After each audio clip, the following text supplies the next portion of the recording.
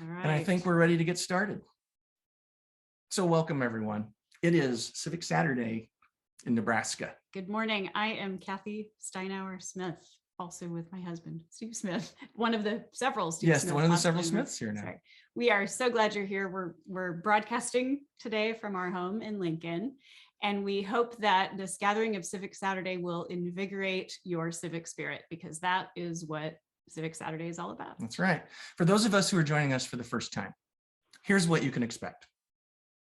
This is a place to come together in civic community, to be inspired and to be encouraged to reflect and connect and create, hopefully, new civic traditions that aren't only just communal, but are filled with a little bit of joy today. I think we need more joy. I think so too. This gathering reminds us that we aren't alone, and that we can and we must take part in shaping the future of our communities and our country. So this is Civic Nebraska's 8th Civic Saturday, dating back to December of 2019. So today we're going to have music, we'll have original poetry, we'll have reading of something we call civic scriptures. I'll have a civic sermon on our theme, wishing well. And then to finish up our time this morning, we will be gathering in informal small groups, which we call civic circles. And in our experience, civic circles tend to be the most energizing part of Civic Saturday. So you can hang around for the civic circles to talk with and listen to your fellow participants when we're done with our singing and our reading and our sermonizing. Sermonizing, yeah. And given what we've got lined up today, I think that's going to be really something, don't you? Yeah. Got a good lineup. We have a great lineup. We have a great lineup. Today's civic poet is Mimi Yu. Mimi is a recent graduate of Lincoln East High School, and she is Nebraska's first ever Youth Poet Laureate. Mimi has been serving in this role since early last year. And beyond her power of the spoken word, Mimi is also a talented visual artist. And so if you get a chance to check out her work, I would encourage you to do so. Good morning, Mimi. Hi, morning.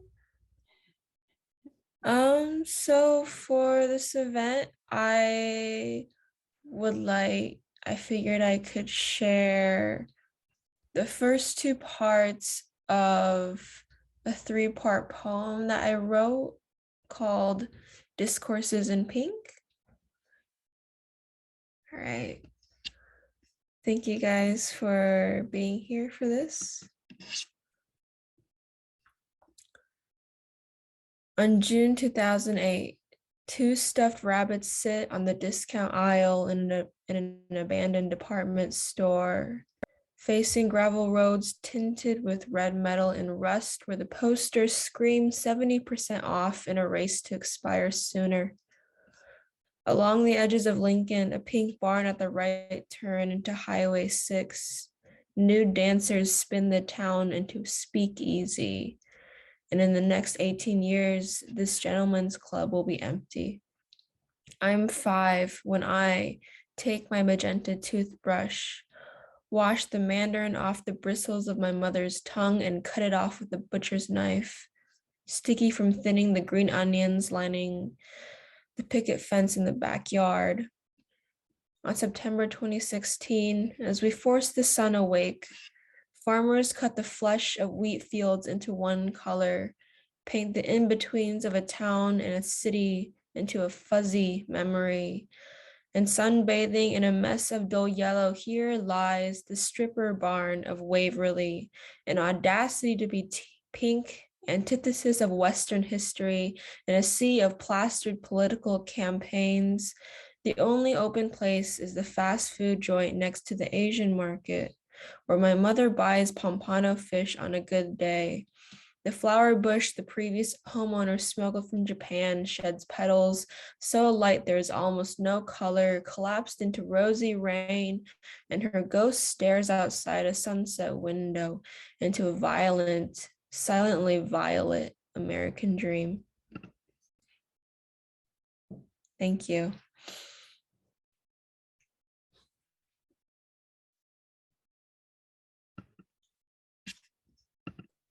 That was fantastic. Hi. Thank you. Thank you so much. That was amazing. It was amazing. And we should note that Mimi has been serving as Nebraska Youth Poet Laureate since last year, and the search is on now for her successor.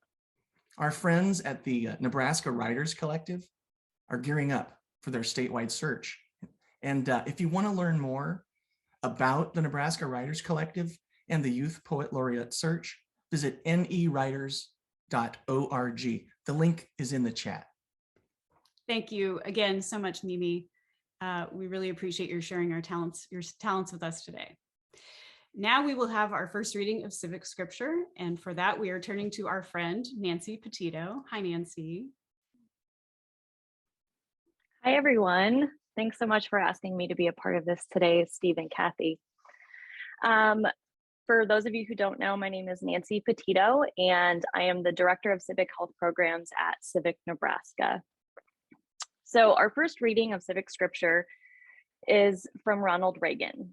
Before he became president, Reagan was governor of California for 2 terms.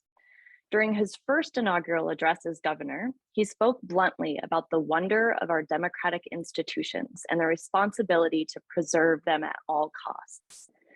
So here is Governor Ronald Reagan from January 5th, 1967.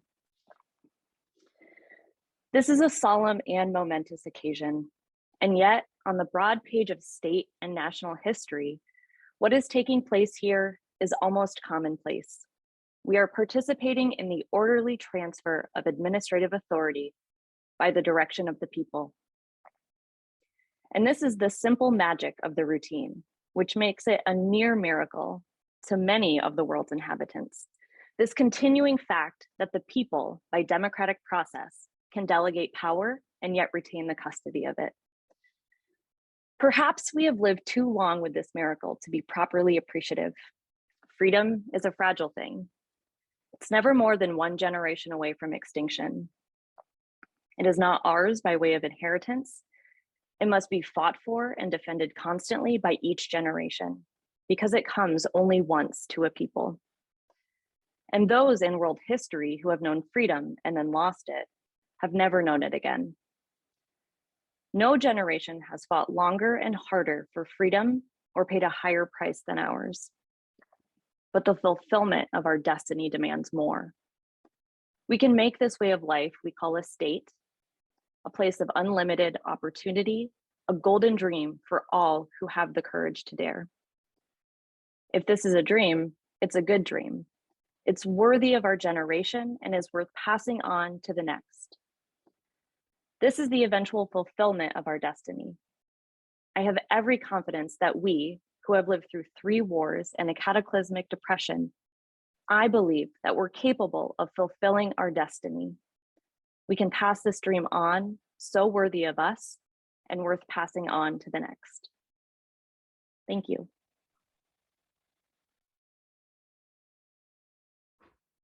Thank you.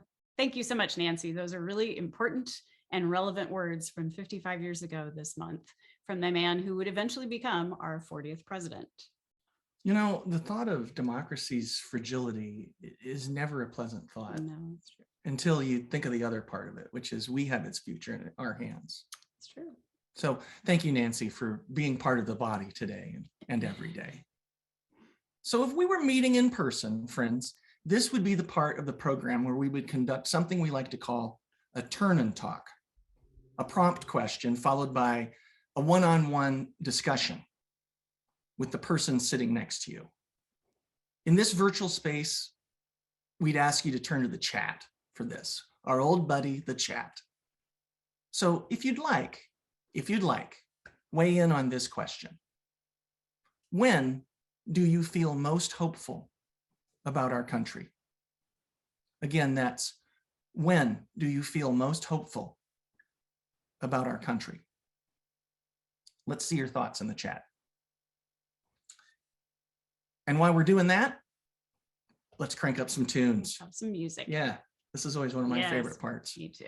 Jack Rodenburg is a familiar face at Civic Saturday for 2 reasons. Well, there's more than 2, but these are the 2 I thought of. 1, Jack is a very talented musician.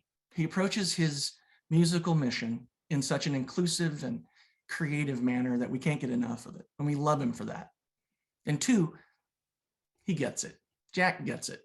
He's a powerful and community-oriented citizen who is both passionate about the things he believes in, but he always, always, always is open to new ideas. And we're so glad he's joining us again today as our civic musician. Hey, Jack. Thank you so much for having me. Can you guys see me? Is that okay? Good. All right. Yeah. Thank you so much for having me. And Steve, this is like one of my favorite parts of each year is these Civic Saturdays, because it is so fulfilling and encouraging and inspiring. And I feel most hopeful when things like this happen, when people come together and engage with each other and ground ourselves in civic engagement. So kudos to Steve and the whole team at Civic Saturday. I just love being a part, and I'm honored to be the musician. So this song is all about balancing hope and fear and love and joy and some of the realities that may occur when you're experiencing love and hope. It is an old song by CCR called Have You Ever Seen the Rain?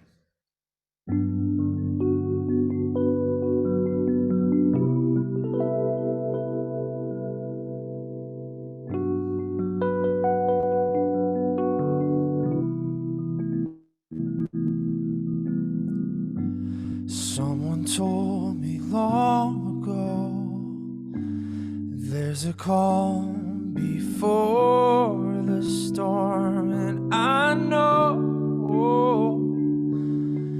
it's been coming for some time.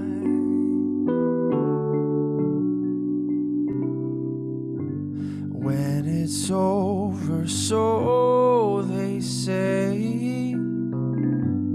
it'll rain a sunny day, and I know shining down like water.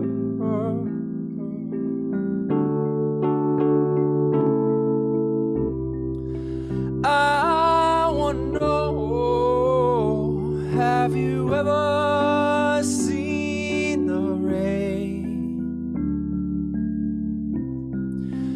I wanna know, have you ever seen the rain coming down on a sunny day?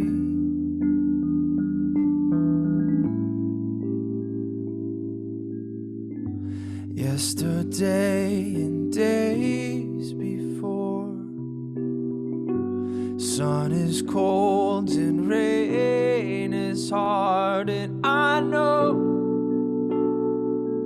it's been that way for all my time,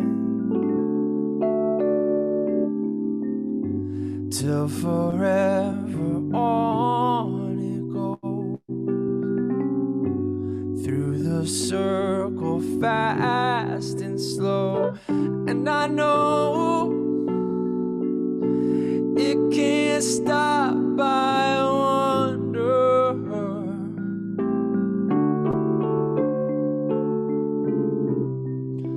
I wanna know, have you ever seen the rain? I wanna know, have you ever seen the rain?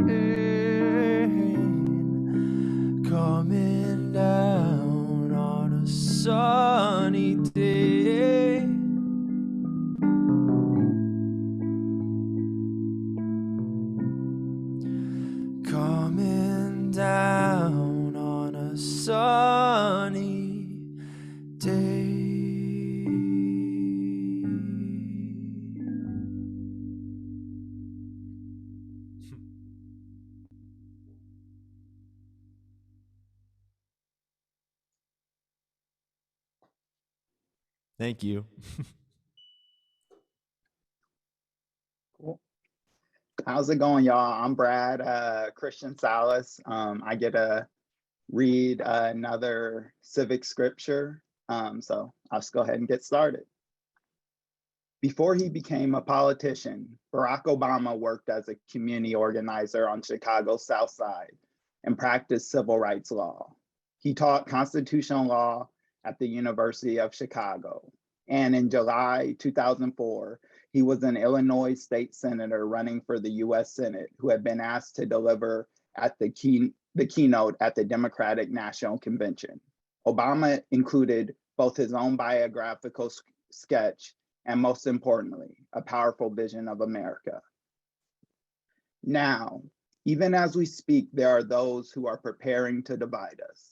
The spin masters, the negative ad peddlers who embrace the politics of anything goes.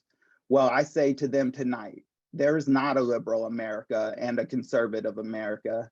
There is a United States of America. There is not a Black America and a white America and Latino America and Asian America. There is the United States of America. The pundits like to slice and dice our country into red states and blue states, red states for Republicans and blue states for Democrats, but I've got news for them too. We worship an awesome God in the blue states, and we don't like federal agents poking around in our liberties in the red states. We coach Little League in the blue states, and yes, we've got some gay friends in the red states. There are patriots who are opposed to the war in Iraq, and there are patriots who supported the war in Iraq. We are one people, all of us pledging allegiance to the stars and the stripes, all of us defending the United States of America. In the end, do we participate in the politics of cynicism, or do we participate in the politics of hope? I'm not talking about blind optimism here, the almost willful ignorance that thinks unemployment will just go away if we don't think about it, or the healthcare crisis will solve itself if we just ignore it. That's not what I'm talking about. I'm talking about something more substantial. It's the hope of slaves sitting in the fire, singing freedom songs, the hope of immigrants setting out for distant shores, the hope of a young naval lieutenant patrolling the Mekong Delta, the hope of a mill worker's son who dares to defy the odds, the hope of a skinny kid with a funny name that believes America has a place for him too. Hope in the face of difficulty, hope in the face of uncertainty, the audacity of hope.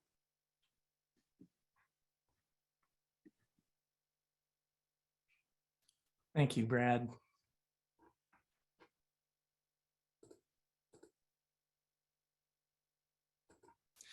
So it's time for a civic sermon. And after following Barack Obama and Ronald Reagan, I don't know if I can be up to the task, but I shall try. I shall try. I want to thank everybody. The turnout today is just great. And I hope that it tells me that we're still, even amid a pandemic, even amid difficult times, we're all looking for some type of connection, to stay connected to one another, to friends and strangers, new friends. So thank you, everybody, for being here. I will say, though, I am a glutton for punishment. This is how I know, because I still do watch every Husker men's basketball game.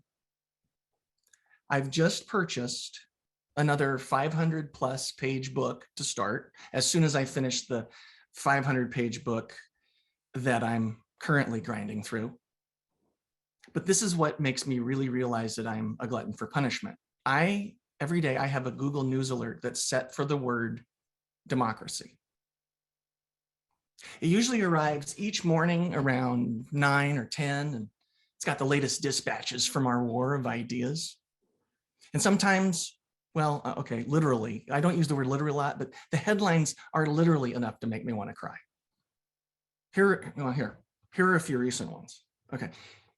Democracy, is it on life support? The war to save democracy could kill democracy. I kind of want to read that one. That's actually a pretty interesting title, very counterintuitive. Nearly 60% of Americans worry democracy is collapsing. Here's one that scared the hell out of me, though. Just put the fear of God into me. Came the other day and it said, the headline was, "How last January 6th put the existence of the US in question." And that headline was by a man named Timothy Snyder. He's a historian and he's an author. And he's written extensively about how tyranny can find multiple ways to overwhelm formerly free countries. I usually pay attention to what Tim Snyder says whenever he shows up, because fortunately or unfortunately, he's been right a lot about a lot of things in recent years. So I won't read you his entire column, but basically he spells out a scenario that unfolds over the next 2.5 years and ends with the United States ceasing to exist. The scenario goes like this. This November, the House and/or the Senate falls into GOP hands. That means the end of voting rights legislation and the start of congressional hearings designed specifically to convince Americans that the 2020 presidential election was somehow rigged. Of course, most people will comment that this is nothing more than a daily spectacle, but the hearings do their job. They keep the specter of election fraud alive all the way through the 2024 campaign. And in November of 2024, the Democratic candidate wins both the popular vote and the Electoral College. But several states that went blue are run by Republicans. So those places launch investigations into supposed election fraud. Well, this of course takes some time. And so those states, by the deadline, don't assign their electors. So those of you familiar with the 12th Amendment or the 5th season of the TV show Veep know that the matter would then be thrown to the House of Representatives. In this scenario, each state House delegation only gets one vote. That's right. Little old Nebraska with 25 times fewer, the number of people gets the same number of votes as, say, like California or New York. Mathematically, this would give Republicans a hammerlock on the presidency. They install the losing candidate, and then everything hits the fan. Millions take to the streets. Militias form and start shooting. Police and the military don't know who to take orders from anymore. Red state Democrats flee to blue cities, other states, north of the border. Governors around the nation, reading the writing on the wall, they look for exit strategies from the union. And that's the ball game. I mean, Jesus, that sounds like a Hunger Games prequel. So maybe it's time to take that Google alert off my phone. Well, fine, but then what? I mean, my minute by minute mental health might improve, but these problems don't just go away if we don't think about them. It hasn't worked so well with COVID. In fact, I'd argue that our habit of constant distraction and really a willful ignorance of difficult truths has been a big reason why serious people like Timothy Snyder are now talking about the end of America. It also may seem like this is coming out of the blue, like the ravings of some nut, but it hasn't. We're finding ourselves like the frogs in suddenly boiling water in a culture that has normalized fear in a lot of ways, big and small. Fear of aging, fear of losing, fear of being left behind, fear of dying.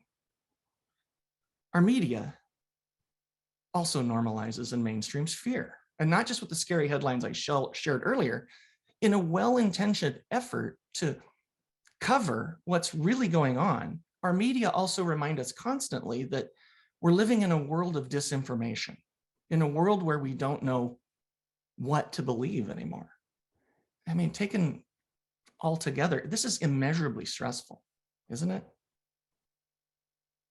So yeah, when I get a Google alert suggesting that our country won't even exist in a few short years, it doesn't necessarily feel like science fiction or fiction at all. And I think a lot of people share that sort of dread because we've felt this fear seep in before. Like a virus, our emotions are contagious.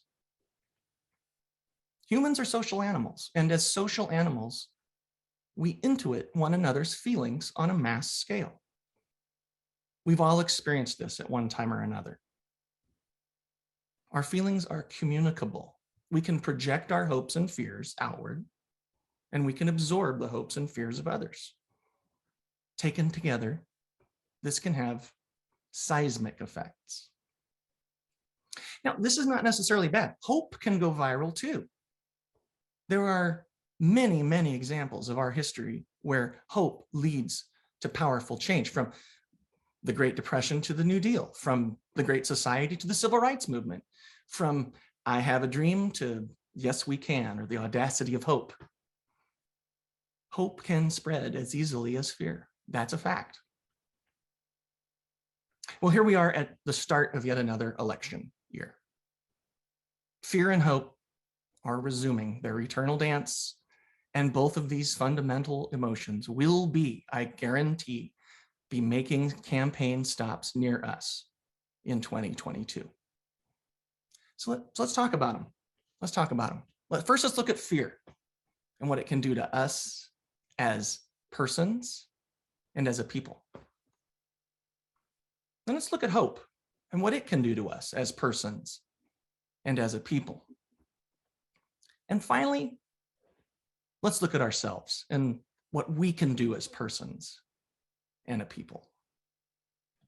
All right, let's get the scary stuff out of the way first. Fear.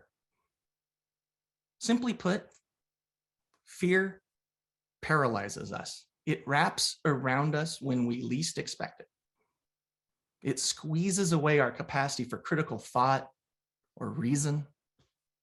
Our chests get heavy, our nervous systems light up, and our thoughts get reduced to, I will do anything for this to go away. On a mass scale, when fear spreads, so does the pressure to simplify for the sake of safety. And we also know this. Ever since 9/11, there's been a lot to be gained by keeping us scared. When we're afraid and when we're uncertain, we're much more likely to surrender to easy answers, to con men who offer up quick fixes to difficult and complex problems we know that are difficult and complex. People like that come out of the woodwork in fearful times. If enough of us fall into this sinkhole, well, we can really justify any number of sins, can't we? We become a country where things once intolerable become tolerable, or unthinkable become entirely thinkable. Violence in our schools, our places of worship, in our streets, and now in our politics. It's the result of otherizing and fear. In a world of perpetual fear, the definition of we is so very narrow. And this stops progress cold, because fear's most devastating power is not in scaring us. It's in forcing us to conform, to stand pat when we witness injustice, to be afraid of speaking up and standing out. We've seen versions of this in other times and other places with monstrous outcomes, where unchecked, fear bred suspicion, which bred discrimination, which bred persecution and worse. Cruel things, violent things. We tell ourselves that we Americans are different from the Germans or the Soviets or the Rwandans or the Serbs, but we are all human. And human beings, as Carl Sagan once said, have demonstrated a talent for self-deception when their emotions are stirred. A society built on fear and then running on injustice, it comes for all of us at some point. History tells us this. We've all heard that poem from the pastor in 1940s Germany, the one that starts, "First they came for the socialists and I did not speak out." Yeah, you know the rest. Am I being overdramatic? Well, maybe. Is what I suggest unthinkable? Absolutely not. So let's stop here for a moment, okay? Let's just stop for a moment and rid ourselves of the conceit that fear could not lead us down a very dark road in America. Let's take a moment and just be frightened, to contemplate the end of the United States, or a modern version of what happened in Germany or Soviet Russia or Rwanda or Serbia, right here in America, in Nebraska, in Lincoln or Omaha or McCook or Norfolk or Scotts Bluff or wherever you're joining us from today. And let's ask ourselves, if we can, what we would do if we suddenly realized we were the frog in the boiling water.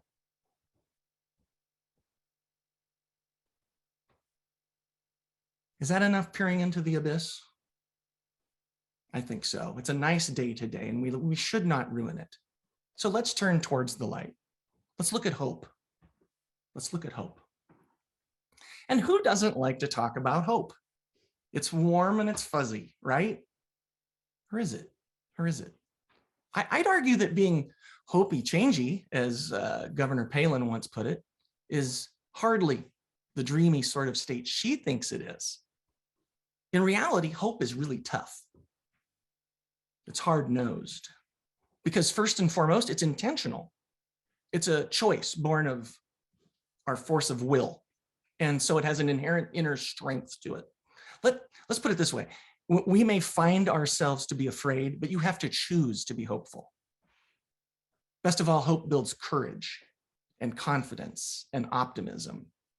The idea that our darkest hour, it can become our finest hour, right? It's in our DNA. It's in our American DNA. For centuries, it's been at the center of our nation's spiritual growth and progress.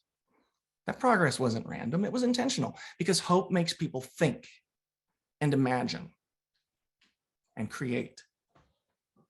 Done right, hope leads to the clarity that is required for progress. It's not just this metaphoric, vague sliver of light among dark clouds, randomly hoping to strike. Hope is a diagram for change and an enduring promise of something new, the possibility of something better. That's as American as it gets, isn't it? Our country right now is facing a momentous test of American resolve. And this test is not new. It's been taken before by generations before us in times of war and economic strife and civil unrest. They also had to ask, should this go on, this thing of ours? Or will we allow the fearmongers and the entrenched interests to extinguish this last best hope? Can we push past these fears and take up the work to remake America again? Can we as a people still make this nation what it was meant to be? Well, I say we can, and I say we will. So come with me and let's finish up today by building a little bit different scenario than what Tim Snyder talked about. I suppose it would be easy for me to tell everyone, hey, hope more and fear less. Everybody have a great Saturday. But there's only one problem with that calculus. Hope doesn't drive out fear. Action does. Action does. Remember, those who want to keep us afraid would rather we remain bystanders, viewers, consumers. They don't want us to be active and powerful citizens. If we're frozen by our fear, we'll be unable to do anything but just watch while they strip down the country for parts. Hope does not drive out fear. Action does. Thoughtful, creative, persistent action. So first of all, we've got to be ready, willing, and able to act. We have to ask ourselves, really ask ourselves, what am I prepared to do? Not just for myself, but when trouble arrives at my door, but the door of someone I don't even know. What am I prepared to do? Even if it puts my reputation or my career or my very safety at risk. Some of you may wonder if you possess the moral courage to stand in this breach. I assure you that you do. If you dare to hope, then you possess this courage. And you will empower others to join you. Because once again, emotions are contagious. If we are brave and if we are clear with our intent, others can and will find the courage and clarity to act alongside us. Civic Saturday is not supposed to be super prescriptive.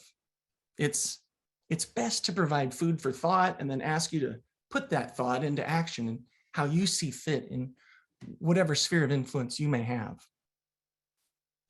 But perhaps in this extraordinary time, it might be worth offering at least a few more specific guideposts. So please indulge me for just a few more minutes. First, I would ask you to act locally. Democracy begins at home, friends. Technology is so powerful today that it has practically destroyed geography. Our politics have become so nationalized that we know more about what Joe Manchin and Christian-Sallis have been up to in the past week than our own elected leaders, our own local folks. Choose local engagement first, national obsession second. Choose community relationships and initiatives first, and hyperpolarized beltway conflict second. In other words, let's match our action with what is in our direct control. Democracy works best from the ground up, and it can ripple like a sonic boom. It can. In the 1770s, nobody thought those town meetings in New England were going to change the world, but they helped shape the American Revolution, and that revolution eventually changed the world. So act locally. Next, act on behalf of the truth. A year ago, we talked at length about how citizens in a democratic republic must be partisans for truth. And this sounds obvious, but it bears repeating because since then, the war on our shared reality has only intensified. So we can either accept public lying or else we must summon the courage to confront it. There really is no third way on that. Reality is fracturing. Our trustless and tribal media environments are warping our daily perceptions until facts are practically unrecognizable. What's different from a year ago is that now so much more of this gaslighting comes from people with the little blue check behind their names. So that's why I don't get rid of my Google alerts or delete Twitter from my phone, because I do see it as my democratic duty to join the collective effort to hold these lies up to the light. And if you can, I encourage you to do so too. Finally, we have to act as though our institutions are deeply vulnerable, because they are, as designed. Our systems were built of the people, by the people, and for the people. And so they're only as strong as the people who make them up, the people who defend them. So let's lift up and amplify and engage with the kind of people who defend democracy, not those who would steal it away from us. What's the alternative? To go silent and watch as we become a nation paralyzed? A country of weaponized differences, of politics saturated with threats of scarcity and cruelty and punishment? That's a nation that's certain to fail, no matter what may happen in the next 2.5 years. We can't have it. We can't have it. We tend to forget this when we're afraid, but America has never been a passive exercise. The moments of big progress in our country, safe labor, women's suffrage, voting rights, healthcare. These didn't manifest on some senator's desk or in the halls of power. They came from the bottom up. Old hands joined with young ones to organize and mobilize in the clear-eyed, focused hope of making change.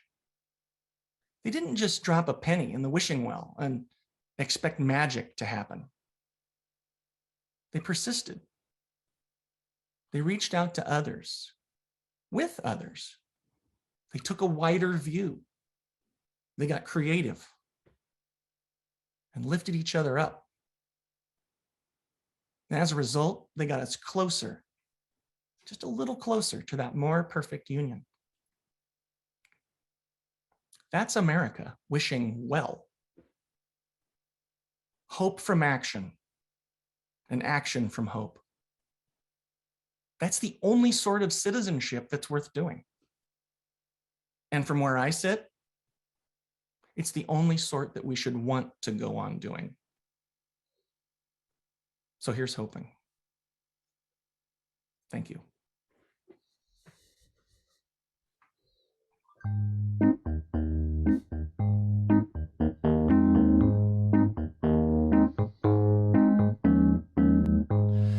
I can see clearly now the rain has gone. I can see all the obstacles in my way. Gone are the dark clouds that had me blind. It's gonna be a bright, bright, sunshiny day. It's gonna be a bright, sunshiny day. I think I can make it now. The pain has gone. All of the bad feelings have disappeared. Here is the rainbow I've been praying for. It's gonna be a bright, bright, sunshiny day. Look around, there's nothing but blue sky. Look straight ahead, there's nothing but blue sky.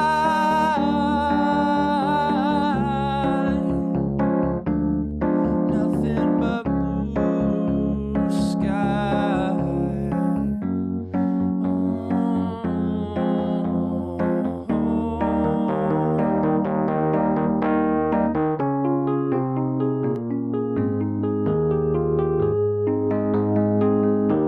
Nothing but blue sky.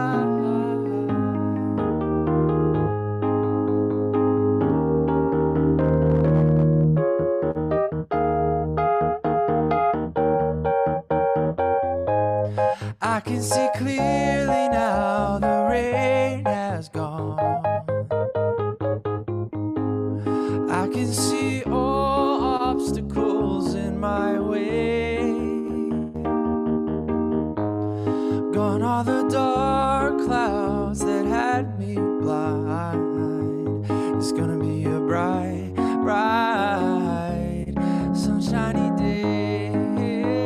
Oh, it's gonna be a bright, bright, sunshiny day.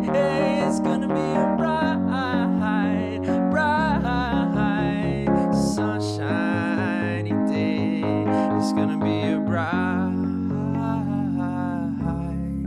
sunshiny day.